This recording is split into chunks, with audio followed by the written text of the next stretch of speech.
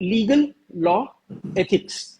We tend to use these words interchangeably, okay, but they are different. So ethics are more personally governed, more society driven also at times. If you, I'll come to a couple of great examples that immediately come to mind. But let's be very clear at the onset. Every governing body has some very clear guidelines, very clear laws, very clear framework about what you can do, what you cannot do, what kind of board you put out there. Your governing body also decides. At the same time, your local municipal corporation also has some guidelines about that, and some charges also, right? So that is also one kind of advertisement that's happening, not just social media or that. uh, Very recently, government of India, rather SEBI, came out with certain guidelines for the fintech influencers, right? Those who were giving out financial advice. We realized there was a lot of stock manipulation also happening, True. and credit card games happening, points being kind of gamed and all of that. I am at the liberty to say this, that the government is well cognizant of the fact that health influencers are growing by abundance and are not always right, legal, right? You could have someone with a non-medical degree, not even remotely related to the medical profession, talking about and promoting certain hair fall supplements or certain protein supplements, so to speak, and causing more trouble.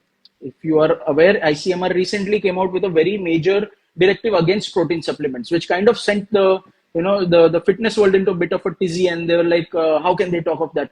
But it was essentially, if you ask me, it was wo chor ki dadi mein tinka type of situation, right? The doctors were also relieved. We know of some doctors who are manufacturing their own protein brands and selling it by the kilos, which also happens. So there is no smoke without fire.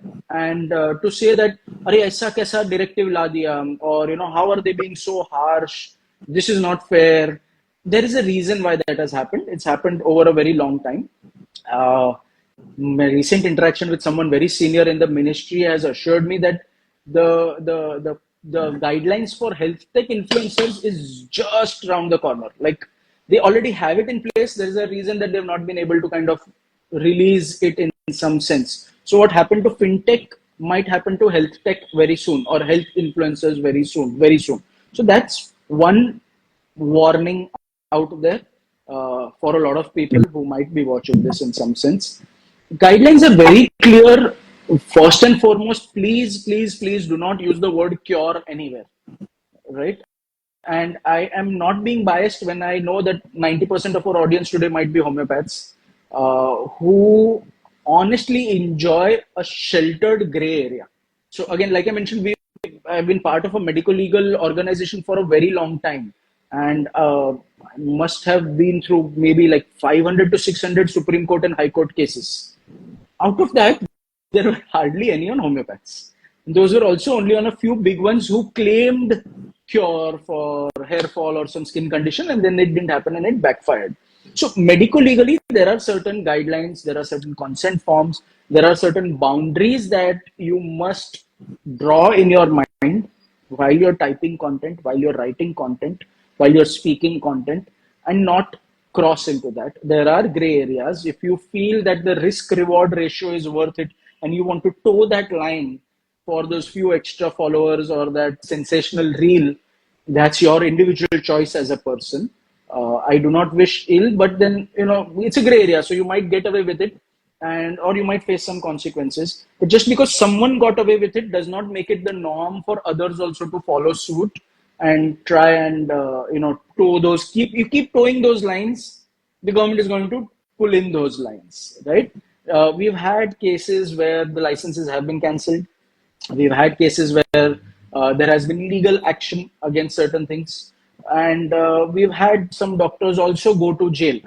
At the same time, we've also had people who continue to do that by creating a body or a corporate entity, which is often mirrored in their own name, but it's called a corporate entity. I think something very similar was nicely highlighted in one of those new Netflix series. Again, I don't want to take a name, but if you've seen it, you know that how the body, the corporate entity was blamed, and the fellow said, I am not the one, it's the entity that's done it, right? So Mhm. they do that. That is one gray area that they keep towing. I want to try and tell that this question of law gets completely sidetracked if you focus on ethics. If, as doctors, when we are so ethical with what we do, the whole profession is about ethics, right? The whole fundamental exchange of services here is based deep rooted into trust and ethics. If we will just take that one moment to ask ourselves before we put out any post, is this ethical? Would I like it if I was the patient here? Or is it fair to the community and my fraternity to speak of something like this? Sometimes in the race for getting that one sensational viral video, we have doctors trying to expose the truth about some other field of practice and say that क्या आपको पता है ये injection में ये भी होता है.